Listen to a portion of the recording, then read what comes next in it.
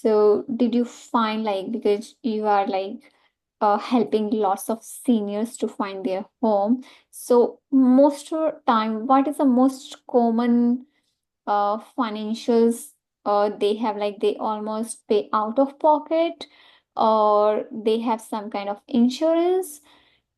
What is your experience like when you are serving in your past experience? Seems that it is a mixed bag, I would say, with a little bit of everything.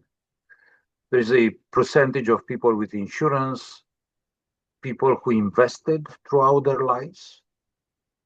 They either invested in real estate or they invested in stocks and bonds or gold or other, you know.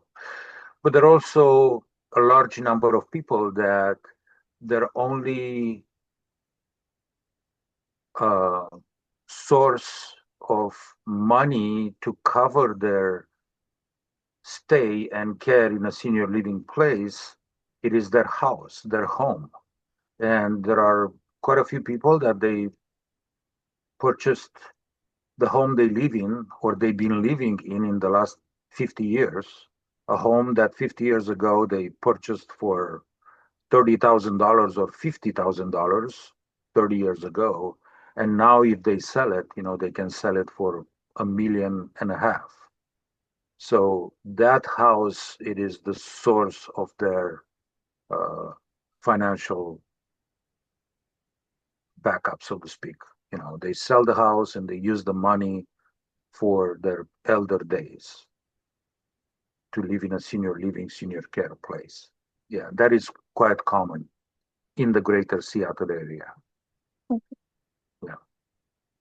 That's good to know because sometimes people like don't have cash like how they will pay, so they don't have any idea like because sometimes maybe like people have one house they don't want to sell. So in that scenario, how the things work, that is like I have just curiosity because sometimes It maybe depends. I mean, I currently work with a couple, husband and wife. They've been living in downtown Bellevue in a condo, and they wanted to, I mean, they are moving into an assisted living. We already found a place. They are moving into an assisted living. But when we had the initial conversation, they talking about selling the condo, uh, and I suggested to them, you know, why do you sell the condo when you could rent the condo? And if you rent this condo in the middle, in the heart of downtown Bellevue, the monthly income you get from that, it would cover your assisted living costs, all of it. yeah, that's the Or- innovative idea. Like sometimes Yeah, people don't think about it. yeah. So they talked it between themselves and they decided to rent the condo, spend a few $1,000s in remodeling it a little bit and upgrade it, and they're going to be renting the condo and they're going to have an income, a steady income that will cover most, if not all, of their assisted living costs. Yeah. So there are ways to, when people have assets, there are ways to manage that in order to uh, benefit from it long term. Yeah.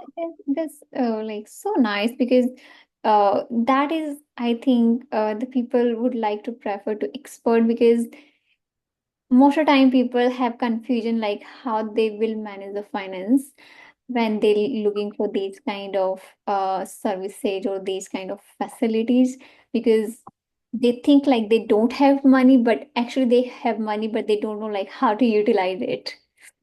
Yeah, And and the person who really can help with that would be a good financial advisor.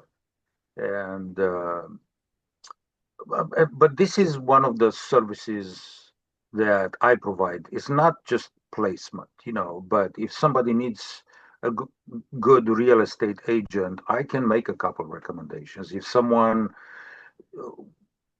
needs financial advice, I can recommend, a few financial advisors that I know they're really good and they helped other people before, and people that are very happy with the services they receive. So there are resources out there. Uh, So many people, they just don't know what those resources are. But I'm doing the best I can to help them by providing them with a wide variety of information.